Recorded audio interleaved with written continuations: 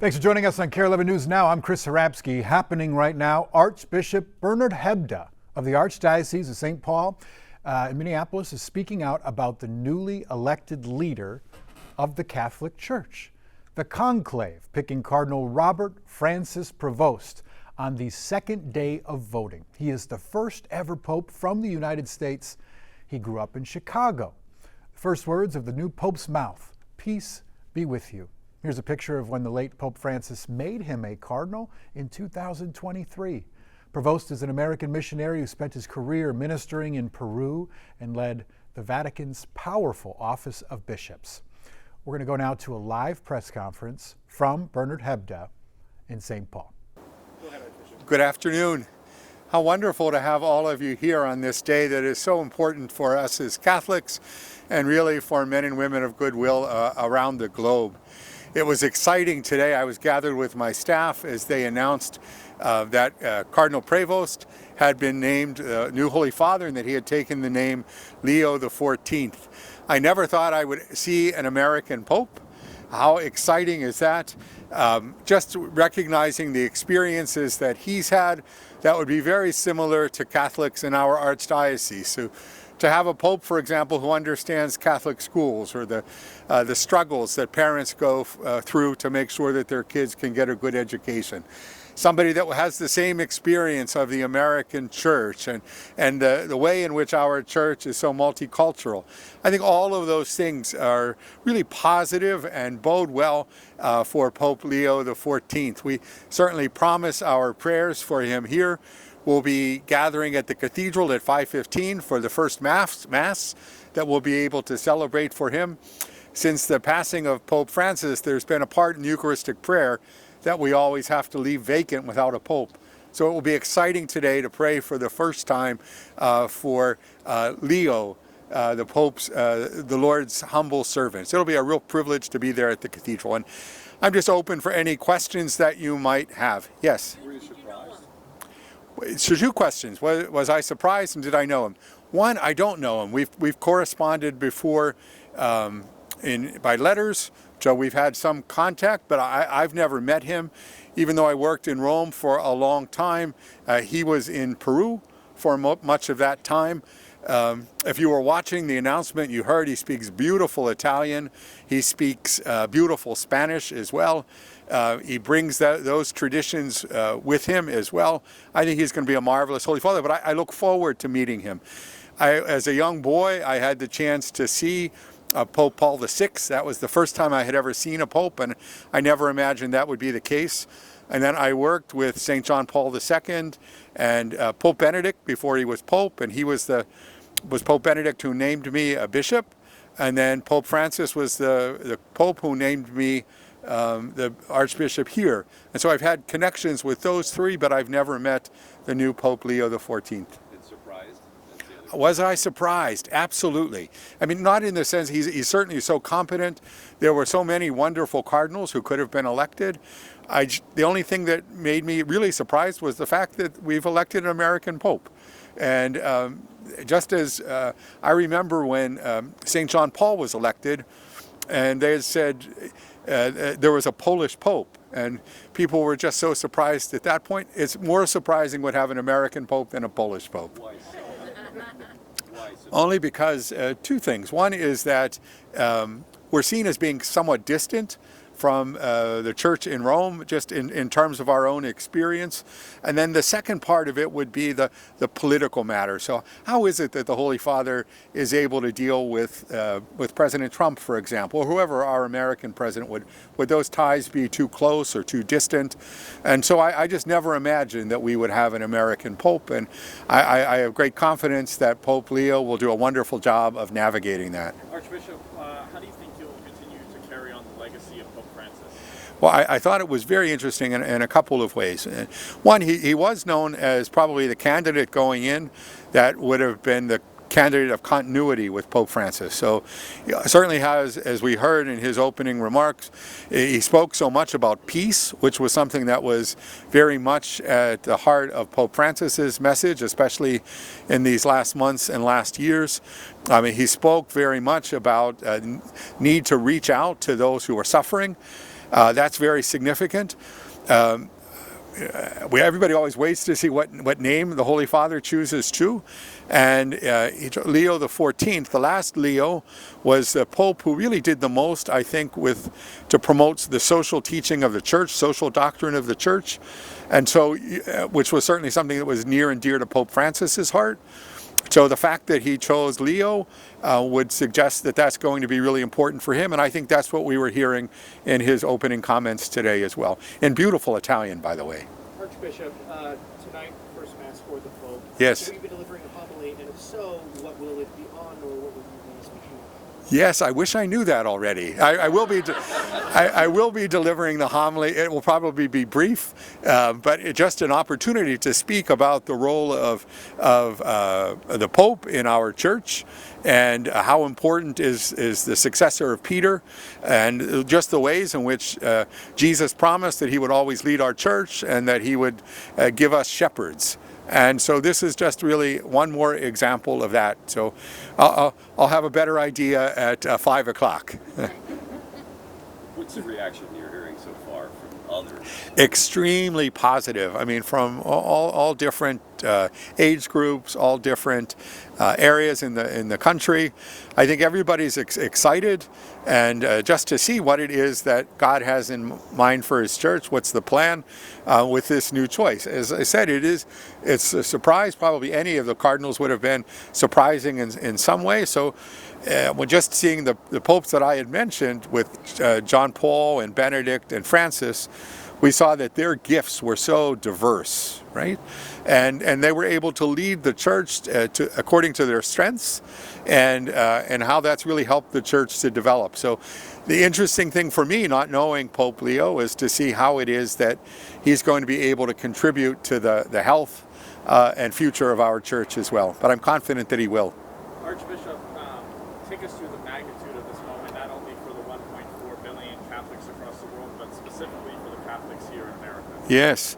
And it's really not just for the Catholics, but for all people. And one of the things that amazed me was with the passing of Pope Francis to see how many non-Catholics, non-believers reached out and said that they're missing the moral voice that Pope Francis had offered, right? So the Pope has a global pulpit to be able to speak about issues and to do it in a way that really calls forth trust from people as well. We certainly need that moral voice in our world, and I'm hoping that Pope Leo will be able to be that voice that we need. I trust that he will. Can you take us through one of the letters that you and Pope Leo XIV shared with each other? Yes, I mean they're really basic letters, and just a little bit about things going on here in the Archdiocese. Some of them happened right when he was beginning his time as the prefect for the Dicastery for Bishops, but it's not unusual that that's his office that would be responsible for working with bishops all over the world. So I'm pretty excited. He has really great credentials as a bishop as well. He served in Peru, so he did hard work in a diocese that's larger than ours, but at the same time a diocese that wouldn't have had many resources. And earlier on in my life, I had been bishop of a small diocese in northern Michigan, and I think that Pope Leo would understand the struggles of somebody in a small, under-resourced diocese, and so that's pretty exciting. You mentioned Peru. I mean, he's an American pope, but he Yes. spent a significant time in Peru. Yes. What's the significance of that and the connection of Pope Francis's own past and where he came from? Yes, so I think he certainly understood the Latin American experience, and that was his experience. And I think that he certainly understood Pope Francis, who had played a large role on the continent before with CELAM, the group for the church in Latin America, and very much that church continues to really give you a context for what we heard in Pope Francis's teaching. So I think that Pope Leo, coming out of that same context, would have had many of those same experiences. We found it interesting that Pope Leo spoke in Spanish You know, he said, I apologize. I want to take a moment to say a few words in Spanish. He said no words in English. And I wasn't sure if he has a Chicago accent or not. So we'll wait to hear from that. And I haven't heard definitively whether he's a Cubs fan or a White Sox fan. Cubs, yes. I think there's been a big push for the Catholic Church to get the youth more involved. We came from St. Thomas Academy and they had a big parade, super excited about Pope Leo. Do you think he'll have an impact in re-energizing the youth? That's certainly the hope. Now, if you were watching the broadcast, you were all very busy. You would have seen that the square was filled with young people. And so there is something about the church that excites that excites the young heart that's searching. I am confident that Pope Leo will be able to speak into that. I got a little video from the school children at St. Agnes who had a big cake and celebrating after the election. I saw that our young people on the campus of the University of St. Thomas had their own white smoke, and including a white dove that appeared out of nowhere. So they found that very significant. But I'm hoping that Pope Leo will be able to energize our young people. And I've just seen that, just the way in which the Lord has used them. You know, that was certainly a very strong suit for St. John Paul, who started World Youth Days, right? And that was just bringing people first to Rome, but then going all over the world to be with young people. And Pope Benedict, who had a very different personality, also really connected with young people. Pope Francis, I had the chance to be World Youth Day with him in Rio de Janeiro, and I saw the way that he just excited young people. So I think no matter what their gifts are, that there's something in the young heart that's going to be willing to affirm that and to recognize that, and we hope to listen to the voice. Archbishop, in the first couple of hours that we've known who Pope will be, have you had an opportunity to pray for him? And if you have, what are some things that you've prayed for? Yes, I pray for strength first of all, right? Because I can't imagine what that would be like to be responsible for the church around the world and to be that moral voice that we were speaking about, right?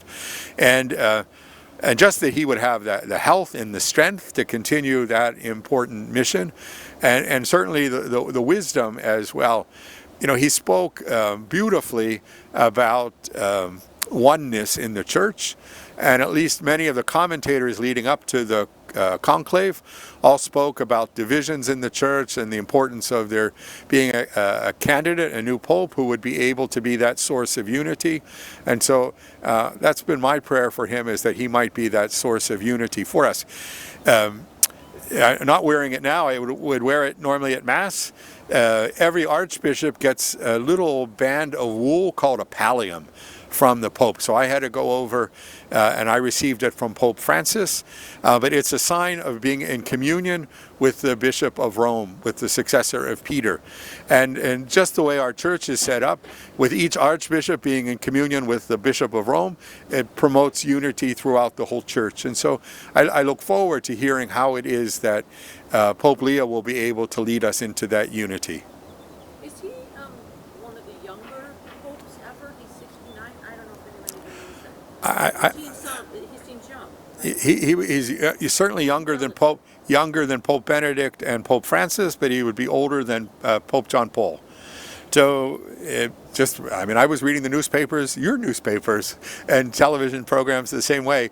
And everybody was saying they expected a cardinal in his 70s, and so Pope Leo is younger than that. So that's a little bit on the back to the question of surprise. But he seems like he has a lot of energy, and I hope that will be great. And just in the work that he's been doing, even in these last 2 years, in leading the dicastery for bishops. He's responsible for the appointment of bishops in most of the world. There's somebody else that helps with that in the mission countries. But so that in itself is a huge job, and he's done that very well. Archbishop, apart from what the new Pope said in his remarks, a lot of people are saying he seemed to speak with a lot of joy and a lot of grace. What did you take of just his mannerisms, what he was wearing, things of that nature? Yes. No, I thought he was very calm. Obviously, with the benefit of a television close-up, you could see that there was emotion that was there too.